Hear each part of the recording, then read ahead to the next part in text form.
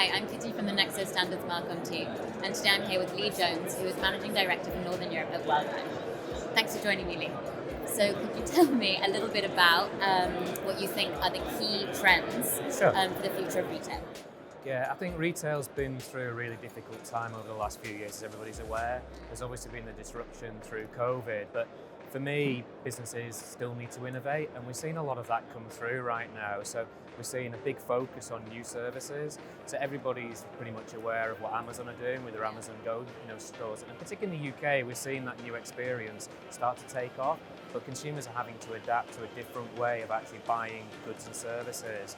I think also for us as well, we're seeing a lot around new channel development. So we're seeing companies invest in things like live commerce. We're seeing people look at chatbots, and we're seeing people spending a bit of time looking at voice commerce as well to see how people can use some of their natural characteristics to actually place orders for things. But there's a huge amount of change coming through. I think the other things we're seeing as well are areas of focus around loyalty, because today arguably the loyalty process for retailers can be a bit clunky for a consumer when it comes to actually registering for schemes. But at the same time, we're also seeing investment in new payment methods. So when I look at stuff like cashless payments, even COVID had an effect on the overall cashless volume going through.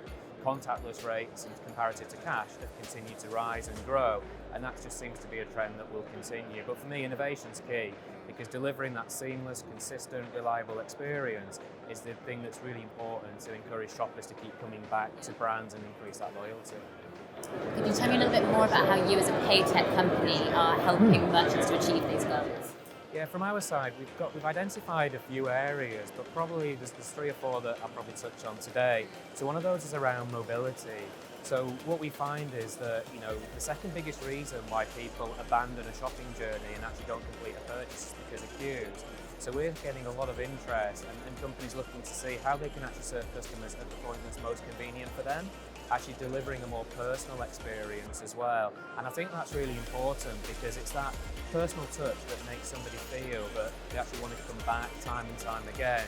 Building on that a little bit, as I mentioned earlier about loyalty schemes, we've got a service called Tap and Collect, which actually allows people to, if they've got a loyalty card in their wallet, it means that when they come to pay, they don't need to present their phone once for payment and again for loyalty. They can do everything in one tap, because the wallet will actually connect through the payment to enable the points to get registered. So again, trying to make it a more seamless experience, because today when people join loyalty schemes as well, they find that it's a piece of paper they have to fill in. They can find it a little bit maybe intrusive, they're a bit time poor. So for us, we're also doing a push mechanism as well. So we push a message to somebody's device to say, would you like to join the loyalty scheme? If so, please enter your email address. So again, just trying to make it a bit slicker and a bit more effective for people. And I think the final couple of areas I'd like to touch on, one is around what we call scan and pay. So this is where, different to mobility in the way we normally talk about things, where payment terminals are taken to a customer, but actually letting the consumer use their own device.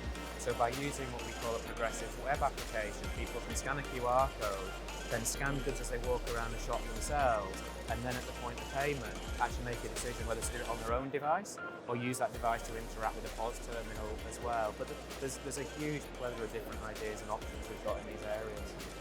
How would you say Nexo fits into this landscape of helping bring additional value to that? Yeah, so for us, we do a lot of work with really big merchants, so people like Carrefour, IKEA and Subway. And if I look at Subway in particular, they're quite a complex business in some respects, in that they've got 2,600 outlets across 15 different countries in Europe.